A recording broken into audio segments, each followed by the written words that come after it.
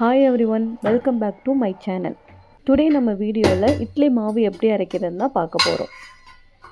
இது என்னோட அளவு டம்ளர், ஓகேங்களா? இதால் 1 டம்ளர் நான் உளுந்து எடுக்கிறேன் அப்படின்னா இதால் 4 டம்ளர் நான் அரிசி எடுத்துப்பேன். எந்த அளவுக்கு நம்ம அரிசி எடுத்துக்கிறோமோ அதில் ஒரு பங்கு தான் உளுந்து ஊற வைக்கணும். வெந்தயமும் சேர்த்து ஊற வச்சுக்கோங்க.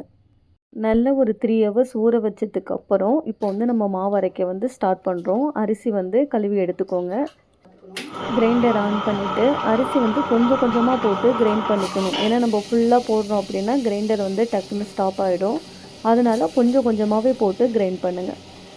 நீங்கள் கடையில் மாவு வாங்குறவங்களா இருந்தீங்கன்னா இன்னையிலேருந்து ஸ்கிப் பண்ணிக்கோங்க. நம்ம வீட்டிலேயே ஈஸியாகவே மேக் பண்ணிக்கலாம். இப்போது லைட்டாக கிரைண்டர் ஸ்டக் ஆகுது. இந்த டைமில் தண்ணி ஊற்றணும் அப்படின்னா நல்லா கிரைண்ட் ஆகும். இப்போ நல்லா கிரைண்ட் ஆகிட்டு இருக்கு. அதனால் நம்ம மூடி வச்சு மூடிடலாம். இந்த கேப்பில் நம்ம கிச்சன் ஒர்க்லாம் முடிக்க போகிறோம். அப்பப்போ ஓப்பன் பண்ணி தண்ணி ஊற்றிடாமல் தண்ணி தெளித்து தான் விடணும். அப்போ தான் கரெக்டாக கிரைண்ட் ஆகும். மாவு நல்லா அரைஞ்சிருச்சு. இந்த கன்சிஸ்டன்சியில் நம்ம அள்ளிக்கலாம். அடுத்ததாக நம்ம உளுந்து வெந்தயம் வாஷ் பண்ணி வச்சுருக்கோம். அதை நம்ம எடுத்துக்கலாம். உளுந்து எப்போ நம்ம போடுறோமோ அதோடு சேர்த்து தான் நம்ம வெந்தயத்தையும் போடணும். ஆனால் உளுந்து கிரைண்ட் ஆனதுக்கப்புறம் நம்ம வெந்தயம் போட்டோம் அப்படின்னா அது 1 2 அப்படியே கிடக்கும். அதனால் நம்ம உளுந்து போடுற ஸ்டார்டிங்லேயே வெந்தயத்தையும் போட்டுடணும். அரிசி மாதிரியே அப்பப்போ ஓப்பன் பண்ணி லைட்டாக தண்ணி மட்டும் தெளித்து விட்டுக்கணும். தண்ணியை ஊற்றிடாதீங்க.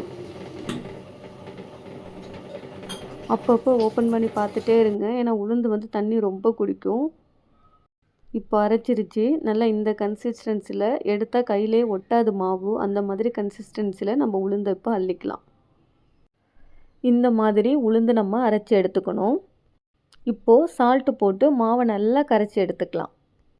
மாவு ரொம்ப கெட்டியாக இருக்கும். அதனால் லைட்டாக நம்ம தண்ணி ஊற்றி நல்லா கரைச்சி எடுத்துக்கலாம். மாவு ஒரு 7 ஹவர்ஸ் புளிக்க வச்சா போதும். மார்னிங் பார்க்கும்போது நல்லா புளிச்சிருக்கும். இட்லி தோசை நல்லா வரும்.